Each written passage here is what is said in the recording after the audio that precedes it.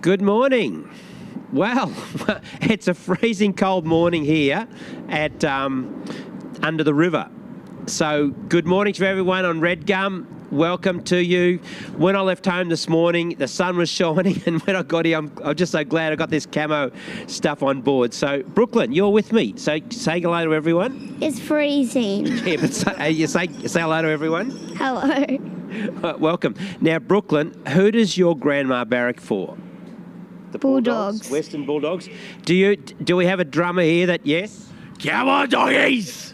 Now, we have a problem. We have a problem because there's a grand final coming, and Pete Major, right, all the way right up in sunny Port Macquarie, is so excited because 57 years since the Melbourne D's have won a grand final. And so the problem is, who am I going to barrack for? My wife or Pete? It's just a challenge. It's who? Your wife. Yeah, but does Grandma really care about football? Yes. Does she really? Yes. But you told me on the way in that she doesn't like sport. It doesn't matter. Doesn't matter. Okay then, righto. So, birthdays this week. I think, Dave, your amazing Amy. Yeah, my amazing Amy turned a significant birthday, but a gentleman never asks, and a lady never tells.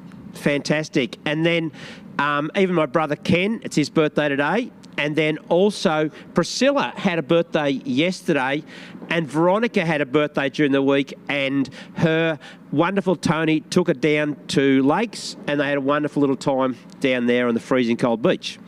Actually, it was a nice day, different to today. So welcome everyone, and I'm going to hand over to you guys. Thanks, Lex. And, before we do, sorry. No, all right. You forgot something, Dave. Oh, did I? Yeah. Father's Day last week. Yeah. We have a 2-week window for people who would like to, men, that includes you, Joel.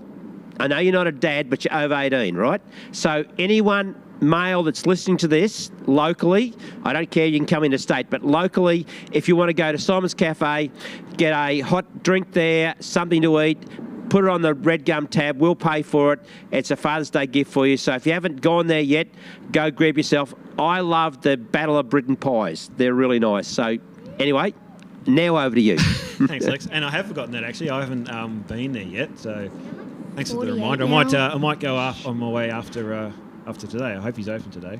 But anyway, we'll soon find out, won't we? Certainly in need for a nice warm drink. But anyway, in the meantime, another way of warming up is to sing. So let's get into it, shall we?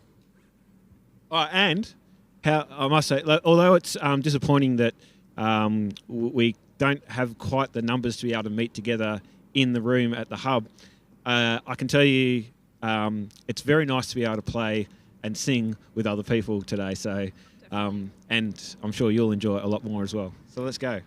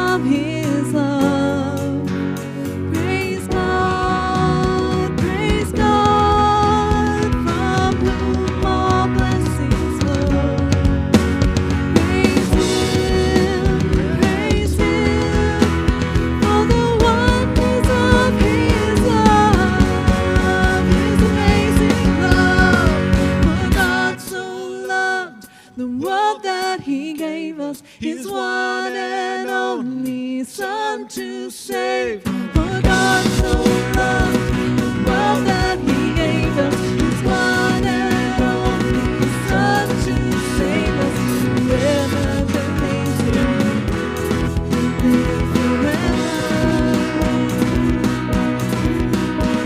The power of hell forever defeated. Now it is well, walking in freedom. For God so loved the world.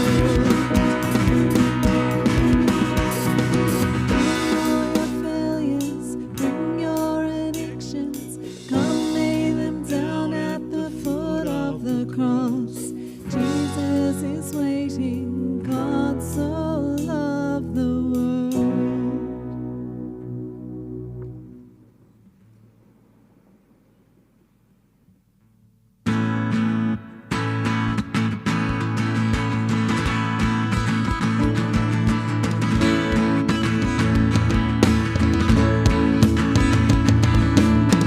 When all I see is the battle, you see my victory.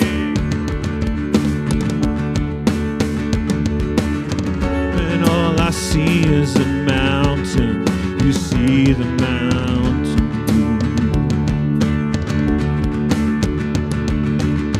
When as I walk through the shadow, your love surrounds me.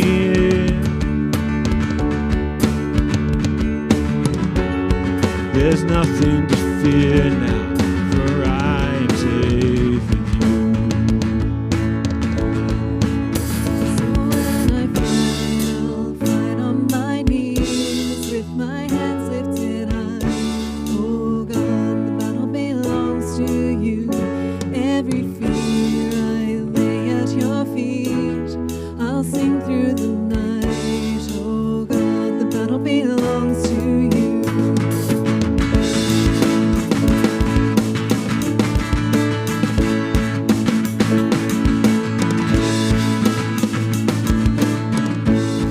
And if you are for me, who can be against me?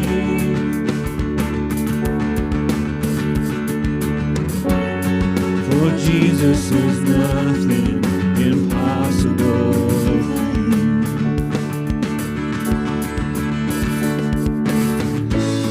I see is the ashes, you see the beauty.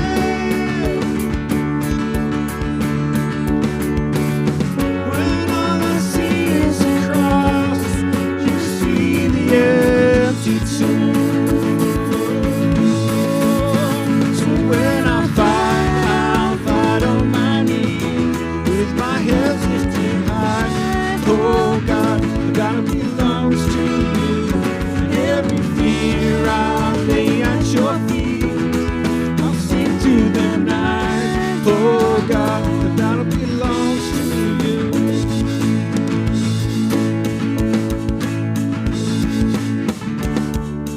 Almighty fortress, you go before us. Nothing can stand against the power of our God. You shine in the shadows, in the battle. Nothing can stand against the power of our God. Almighty fortress, You go before us. Nothing can stand against the power of our God. You shine in the shadows. You win every battle. Nothing can stand against the power of our God. so when I fight, I'll fight on my knees. My hands lifted high. Oh God, the battle belongs to you. Every fear I'll lay at your feet. I'll sing through the night. Oh God, the battle belongs to you.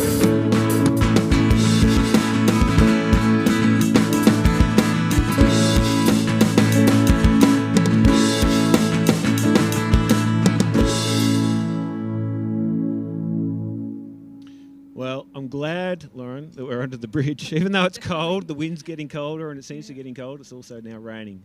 Which will be interesting because I think right above Coral is one of the downpipes for the bridge.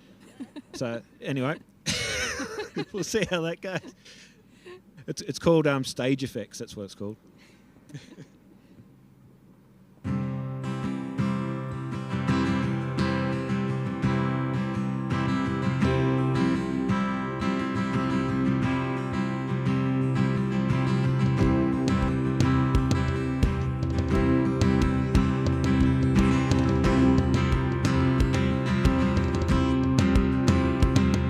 I'll raise a hallelujah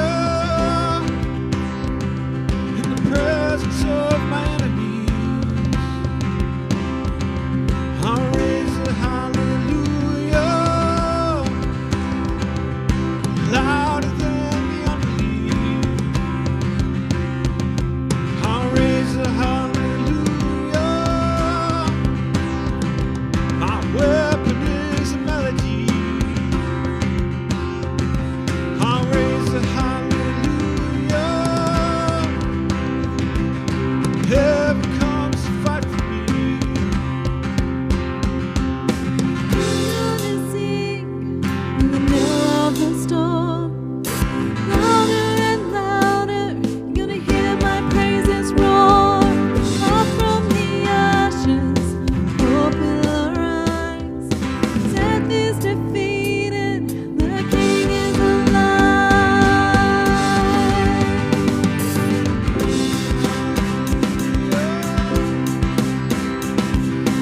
Everything inside of me.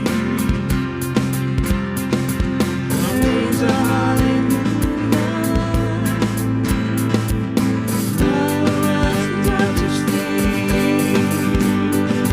I'll raise a hallelujah. in the middle of the mystery. I'll raise a hallelujah. Fear must to hold on me. I'm gonna sing in the middle of the storm. Louder and louder, you're gonna hear my praises roar. Up from the ashes, hope will arise. Death is defeated, the King is alive. Sing it louder. My weapon is melody. Sing it louder. Heaven comes to fight for me. Sing it louder. Sing it louder. Heaven comes to fight for me. Sing it louder. Rise and tell me. Sing it louder. Sing it louder. Melody. Sing it louder. Heaven comes to fight for me.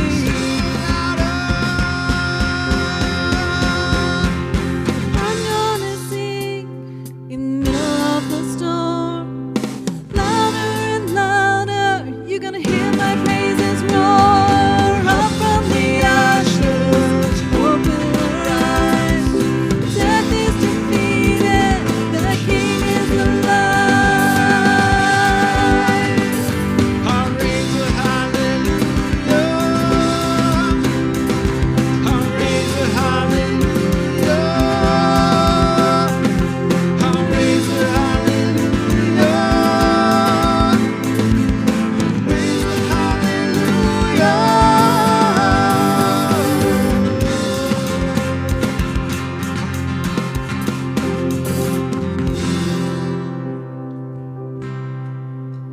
Well, it's really coming down now. Thanks, Lauren. So nice to be able to sing with another person. It is. It's lovely to have a full band. Thank you, everyone. And to show you how committed way. it is, we are to playing, Joel, show us your stick.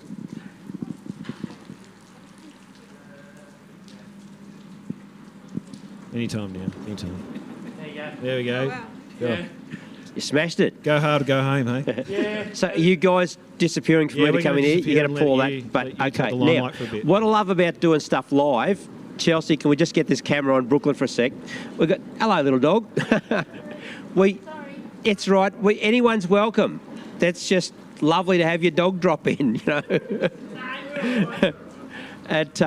So Chelsea, camera here, doing live. Someone here, part of Redgum, could see my little daughter Brooklyn cold, so they've driven all the way down here and brought you some extra clothes to keep you warm. So that is pretty amazing, isn't it? So what do you say? Thank you. Thank you. You meant to say thank you. So say it again. Thank you, Helen. Thank you, Helen. Okay then, righto. Now you can go over with Grandma and stay nice and warm. Fantastic. Well, I don't know if you saw that dog we just had part of the set a moment ago, but it's just fantastic doing stuff live. You really don't know what's going to happen. I love the adventure of that. So just to start with today, I want to start with this egg, and I want to actually show the connection between this egg and a very, very famous Victorian detective, Ron Iddles. Ron Iddles has had a career where he's investigated over 320 murders. He has a 99% conviction rate, and right now on Channel 7 he's narrating and featuring in the TV program called Homicide with Ron Iddles. So what's the connection between Ron and this egg? Well, to find that connection, we're going to go back a little bit into the background of Ron Iddles. Ron grew up on a dairy farm in Lockington, just out of Rochester, and his parents were part of the church that my mum and dad led back then. It was a Methodist church, and Ron's dad, Bill, had very severe rheumatoid arthritis, caused him incredible pain, and he asked my dad to come out and pray for him to be healed. And this was sort of new to my dad. Dad, I don't think had really ever done anything quite like this before. Anyway, Dad went out, and somehow Dad had read up in James what you do to pray for someone.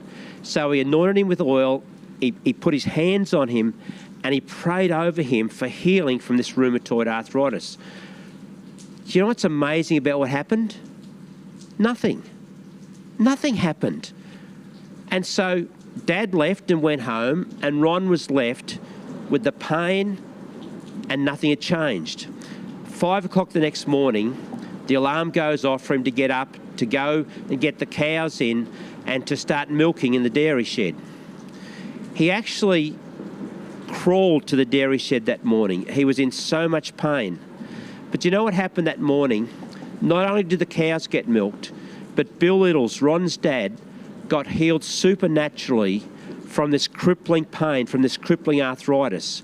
And for the rest of our time when we lived in Rochester, Bill Iddles was so appreciative of this prayer that Dad had prayed over him, the healing that had taken place in his life, that when we as a family, they were going to build a new parsonage, or it was a house next to the church owned, they're going to build a new one, and for 12 months we had nowhere to live.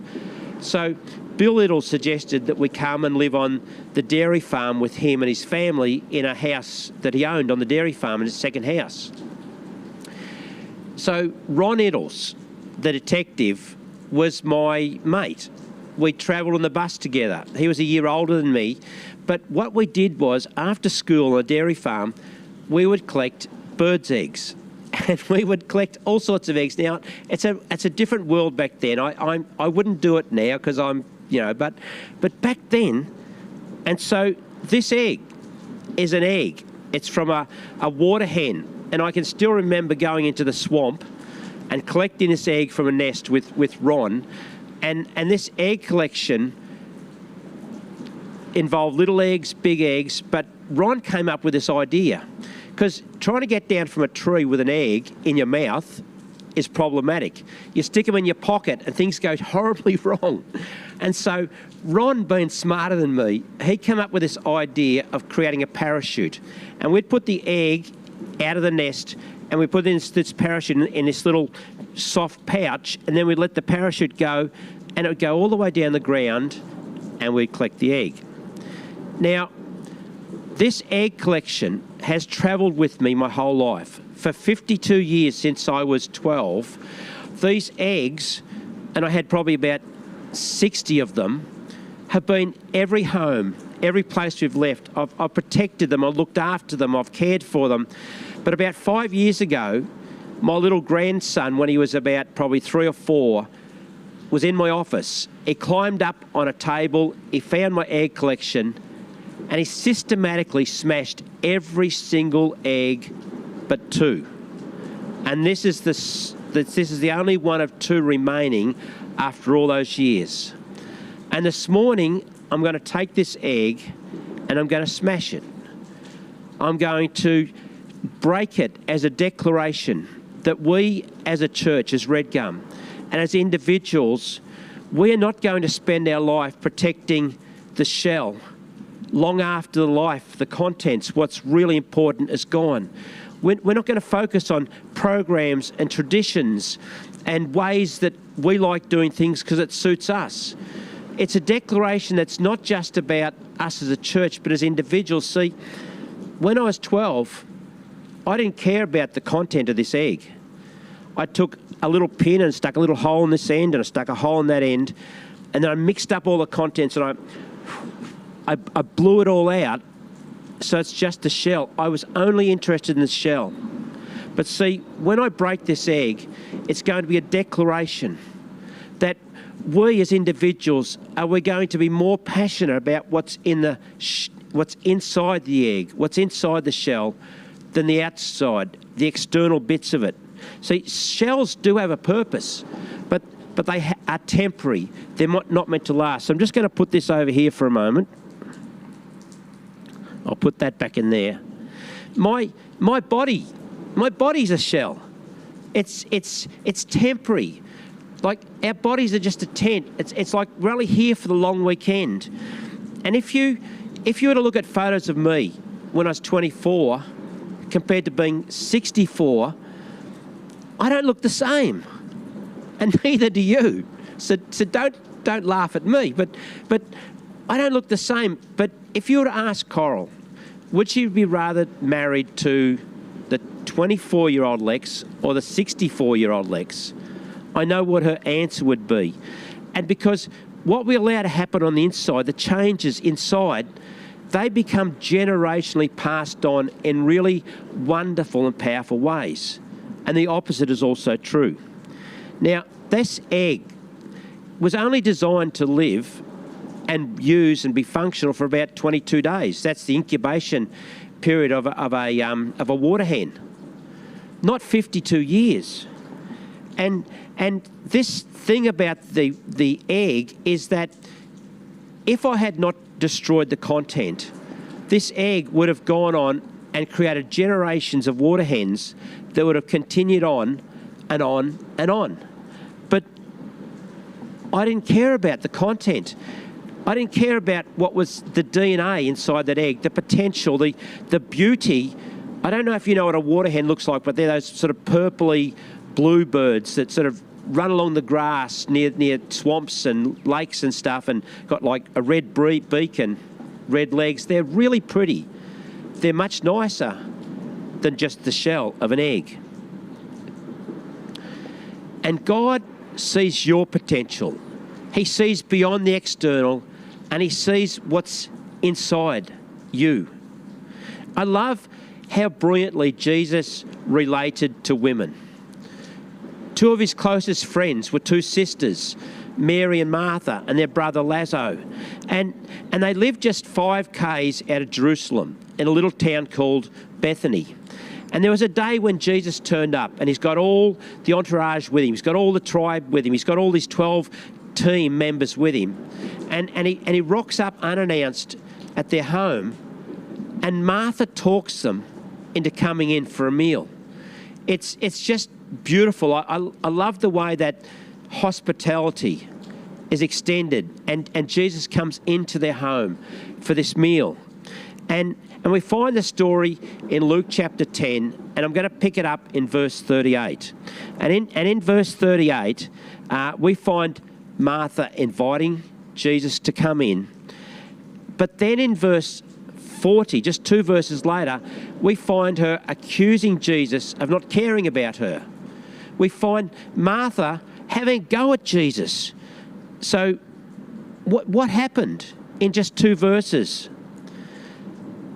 Martha has lost sight of what's in the egg, and she's become more interested in the shell. And it's so easy for us to invite Jesus into our life and then so quickly turn on God when we don't think that he's doing what we want him to do, and we tell him what we want him to do, and we become angry and bitter towards God. So in this story, we have 2 sisters. One's in the kitchen and one's in the lounge room, hanging out with Jesus and the boys and listening and learning about life and how God's kingdom works on earth. And then Luke, he gets to verse 40 and he tells us this. He says, "But Martha was distracted by all the preparations that had to be made." They hadn't ordered pizza. And Luke tells us that there were things to be done. He doesn't gloss over it. He doesn't pretend there wasn't a whole lot of people to be fed. But he says that she's been distracted, even though it's a good thing. And then Luke tells us that Martha gets really ticked off with Jesus. And she comes to him and she unloads all this emotional stuff that she's feeling inside. And this is what she begins to say to Jesus. "Don't you care? Don't you care?" See, that's not a question, it's a statement. She says, "Don't you care that I've been left with all the work? Don't you care that my sister has left me by myself? Jesus, tell her to come and help me." She's expecting Jesus to back her up. She knows Jesus cares. She knows how he loves her. The response that Jesus comes back with, I don't think she was ready for. Because this is what Jesus says. "Martha, Martha," I hope you can feel the tenderness in that. "Martha, Martha, you're worried and upset about many things." See, Jesus was showing her that this moment had nothing to do with getting a meal ready, but about Martha's values, about her priorities, the timing that she thought was important, about really what Martha measured as success, what success for Martha looked like that day. And then Jesus continues, "But only one thing, Martha, is needed. Mary has chosen what is better." She's found out what's in the shell, what's in the egg, and it will not be taken away from her. Jesus that day redefined success for Mary. Mary didn't go to Peter and say, "Peter, can you get the barbie going? Can you find some wood for us?" She didn't wait to go to Thomas and say, "Thomas, can you peel the onions?" Because I doubt Thomas would have wanted to peel onions. Why didn't she do that? Cultural expectations. All the pressure she felt on the inside was this culturally expected thing, how people would perceive her, how she thought people would look at her if she didn't do what she was doing. You've heard the old joke, "Why'd the chicken cross the road?" Well, back then in Jesus' day, they had a variation of that. And this is it. Why did the woman cross the road? And the answer, that's not important. What was she doing out of the kitchen? Now, that's not my theology, right? That's from 2,000 years ago. We've changed. In fact, Cora and I share a lot of the kitchen work. I cook and she cleans up my mess. But she expected Mary to help her, because being a good host was how she saw success that day. She didn't see herself as being a good student, as learning from Jesus. She saw success just simply as being a good host. What an opportunity in the history of humanity to have the Son of God in your home, sharing his heart with all those that would hear. And she sees success as being in a kitchen. And Jesus says to Mary, What you've chosen is better, Mary, and it will not be taken away from you. When we started Open House Church in Sydney, in New South Wales, it grew really quickly. And as a result of that, I got asked to be part of a district team, a small team that looked after 1/3 of all Sydney, 55 ACC churches in that area. But when they asked me to join this team, other than the leader of the team, nobody knew who I was. I'm just this little white boy from the bush. Nobody knew who I was. So they called me in for a meeting to find out more about me. And I sat down with these guys and I said to them, you've invited me on this team for all the wrong reasons. I'm only here because our church has grown really quickly in numbers. If it had taken 3 years to get to these same numbers, you wouldn't have asked me to be on this team. That's a problem. The Australian Christian churches are in love with fast growth, and that's a problem. Anyway, they still accepted me onto the team, and so for 7 or 8 years before we came back to Bairnsdale, I shared on that team. I helped carry the load and to care for churches in that part of Sydney, and it was such a privilege, and I learnt so much through that time. But then our church started to lose numbers. We lost good people, and it hurt, and it was painful, and our numbers went really down. And why that happened is not important in this story today. What is important that I learned something. I learned that when momentum is working for you, it makes you look a whole lot better than you really are. And when it's working against you, it makes you look a whole lot worse than you really are. But what I learned is more important than that. It's that how I look, what I look like on the outside, what's going on in the life of our church, that is not how God measures success. And so I found that I had this opportunity to redefine in my life what success would look like. And to be honest, in my life, I've used numbers to try to impress people. I've exaggerated.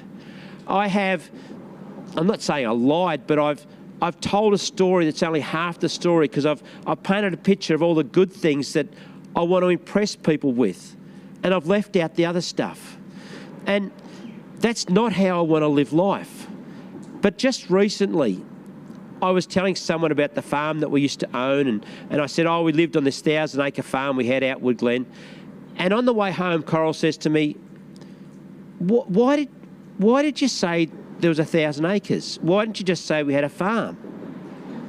Now, I could have given a logical answer, but deep down, I wasn't just trying to paint a story.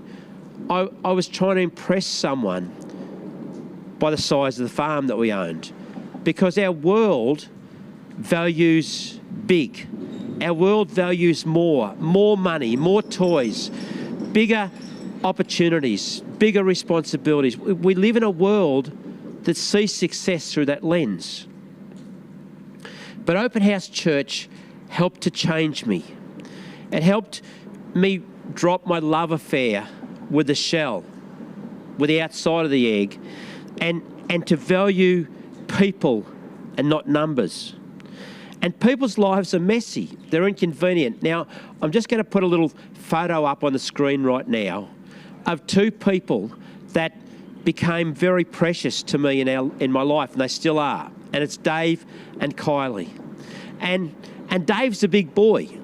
There was a day when Dave lost it, and it took 8 cops to control him, to get him down to the ground.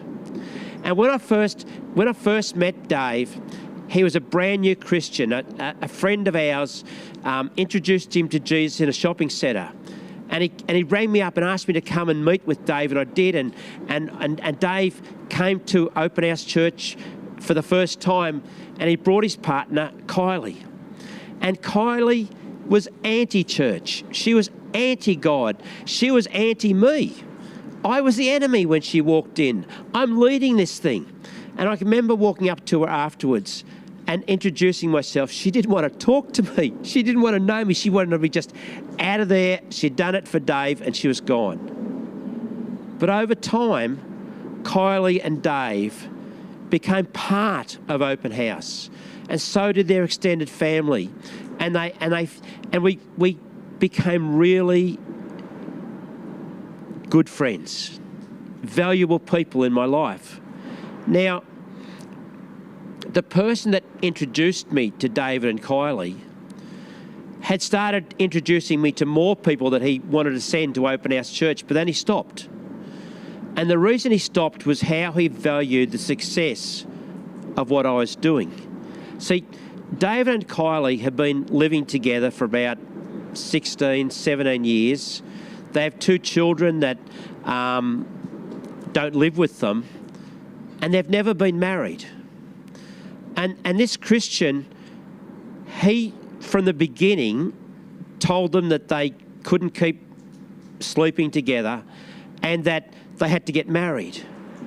And that was his way of measuring success in their life. But see, I was focused on their relationship with Jesus. I did actually offer to marry you guys because I know they're watching. I rang them up yesterday and asked permission to share their story. And I've offered to marry you. That offer's still open, but see, their growth as Christians was about what was on the inside.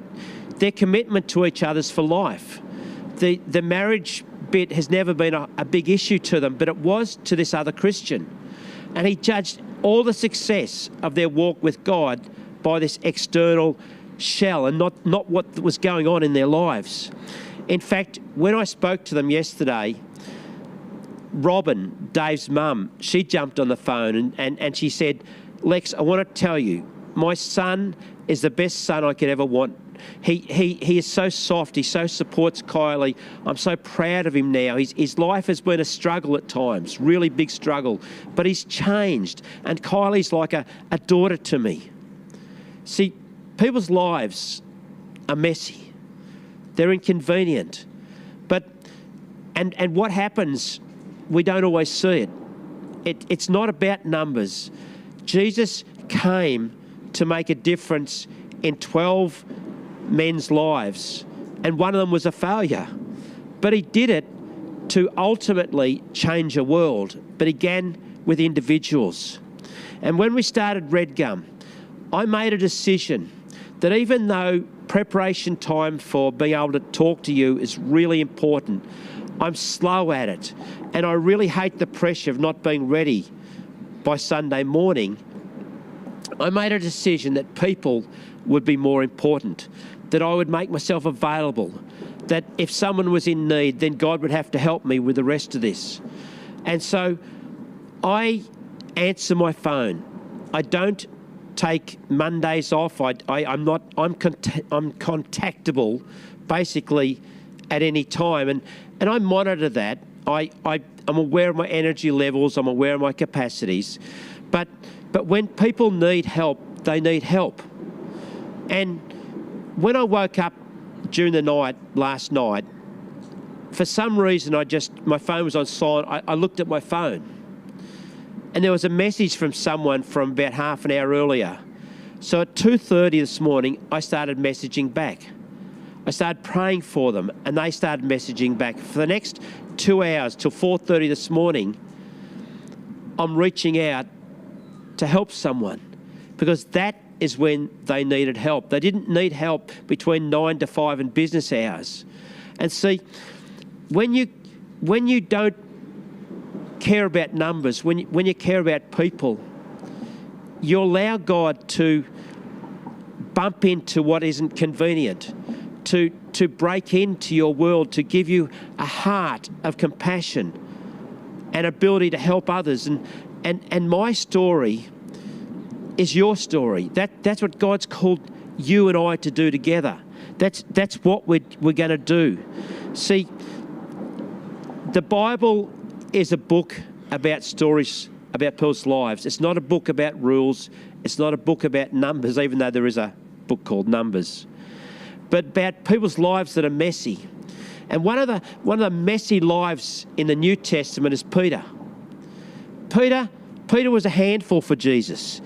Peter left his family business to follow Jesus.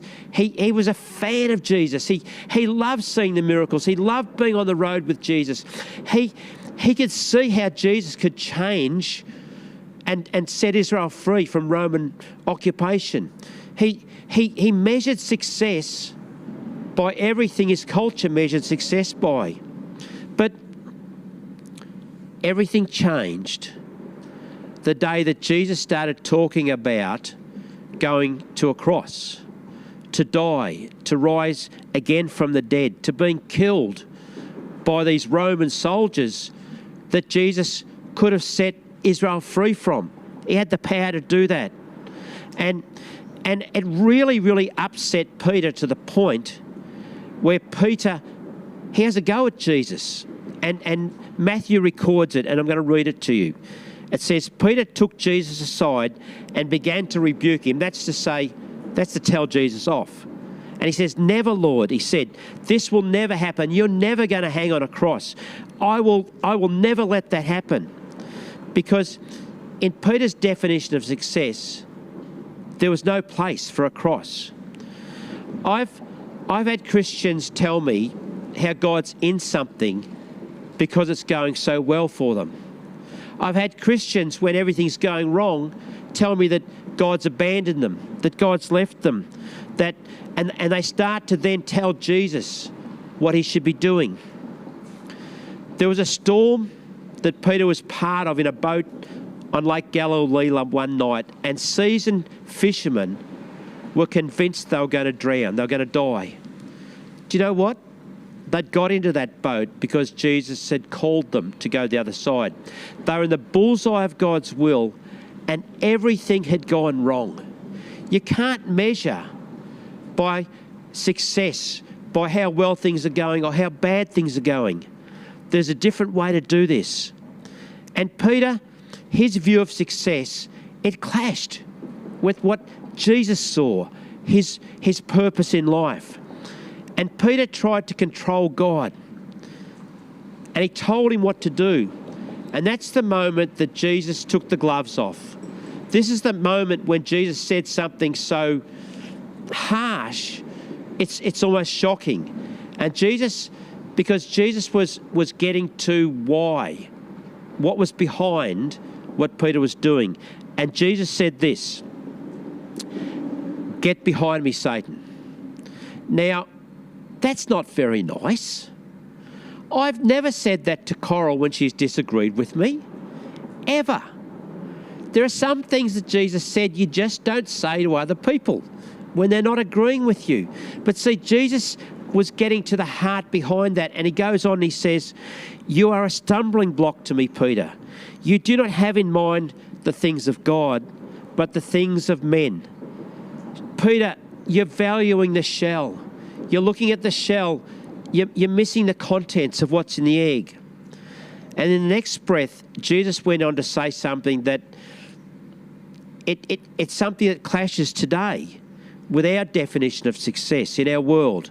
And he says, "Anyone who would come after me must deny himself." That Greek word deny, it's a really strong word. And it means to contradict, to reject, to move away from, to separate, to disown our love affair with shells that at best are temporary, and to pursue what's in the egg. And Jesus continues and he says, "And take up his cross and follow me. For whoever wants to save his life will lose it, but whoever loses his life for me will find it. What good will it be for a man if he gains the whole world and loses his soul?" Peter heard that and just dismissed it. He so quickly forgot about it. He just got back on with life. He went back to how he valued success.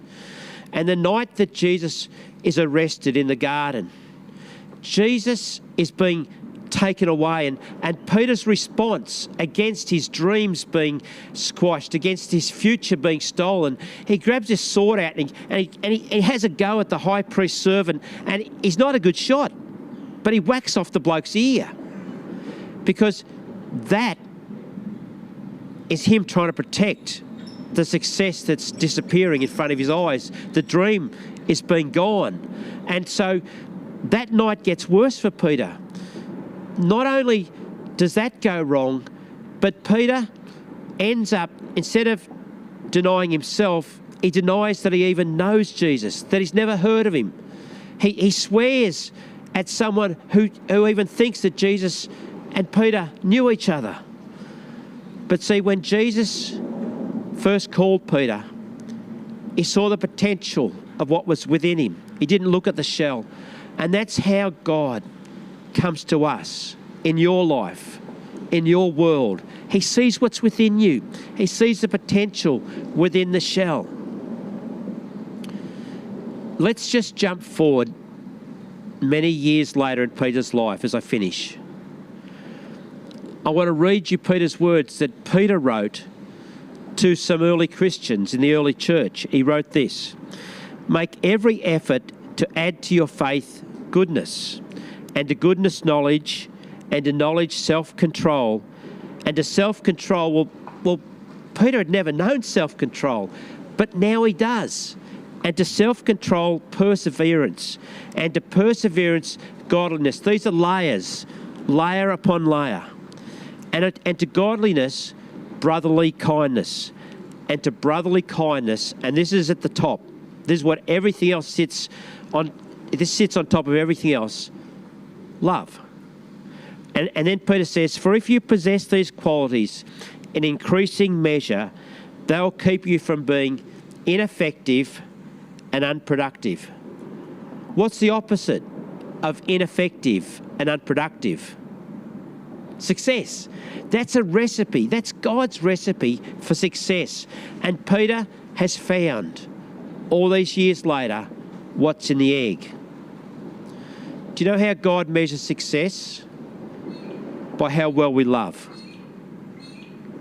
When we started Redgum, we began with a commitment that no matter how well Dave leads worship, no matter how well that Joel plays drums for the first time, no matter how well we do anything, if you walk in the doors, or even if you're watching this and you don't feel loved, we've failed.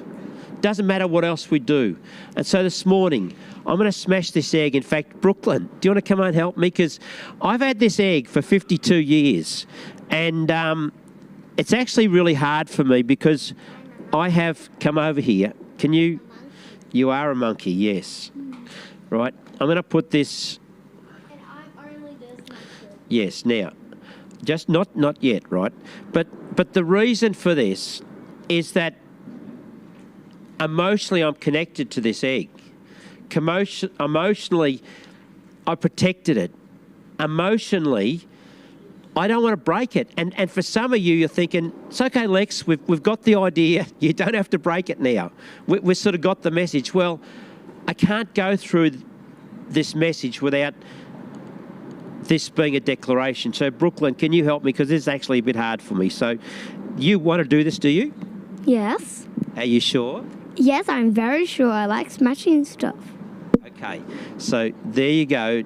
You can smash it. Yep. Just gently. Can you pick the egg up again? This is a tough egg, right? 52 years of toughness. Now, just here. We'll do it together, right?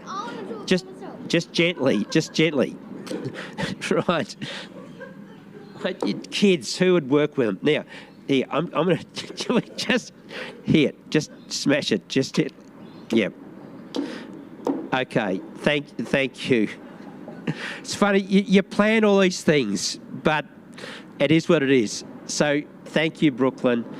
I'm going to pray. Lord, this egg today, we've smashed it as a declaration that we as a church will not focus on the external, but we'll focus on what really matters, how you measure success. We as individuals, it's a declaration for us that in our life, we are going to focus on what's on the inside, the important things, the things that you value, how you value people, how you value the changes in our lives, that we don't live broken, that we are whole and healed. I thank you hung on a cross because that was success. The world looked at it and thought it was a failure, but it was your triumph. It was when you overcame everything so we could be free. And I thank you, Jesus, that you measure our world and you measure our lives and you measure success very differently than everything else around us. I thank you for that. Thanks, Brooklyn.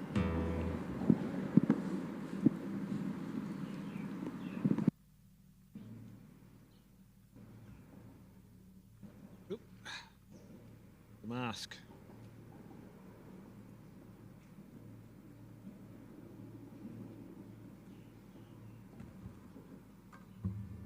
Thanks for that, Lex.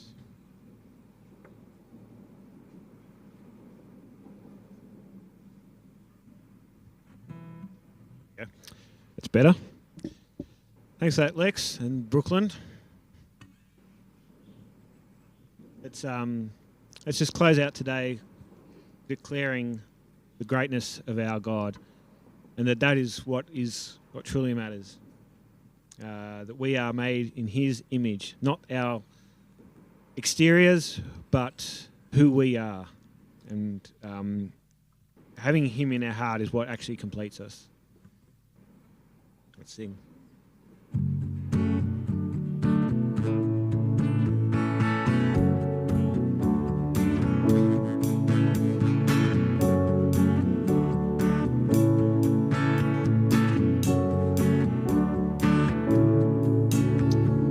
Water you turned into wine. Open the eyes of the blind. There's no one like you, none like you. Into the darkness you shine. Out of the ashes we rise. There's no one like you, there's none like you.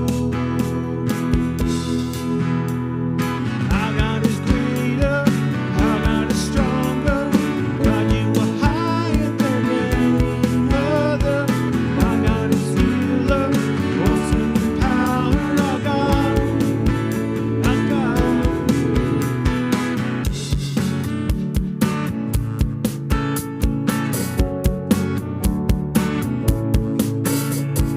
Into the darkness you shine. Out of the ashes we rise. There's no one like you, none like you. Our God is greater, our God is stronger. God, you are higher than any other. Our God is healer, awesome in power. Our God, our God. Our God is greater, our God is stronger. God, you are higher than any other. Our God is healer, awesome in power. Our God, our God. And if our God is for us, then who can never stop us? And if our God is with us, then what can stand against? And if our God is for us, then who could ever stop us? And if our God is with us, then what can stand against?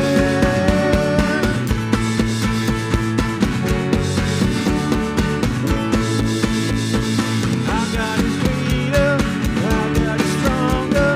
God, you are higher than any other. Our God is healer, awesome in power. Our God, our God.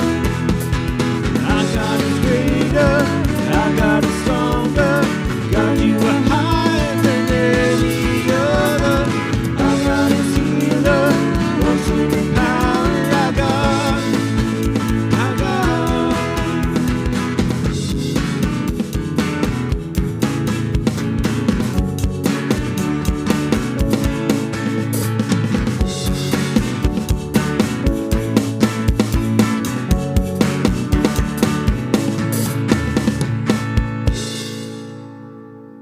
Thanks, Lauren. Thank you. That's pretty good. I think you passed the audition. Oh, that's good. Thanks, Carol, and thanks, Joel, and thanks, Lex. And we hope to be able to see you again all very soon. Have a great week. I'll see you next week. See ya.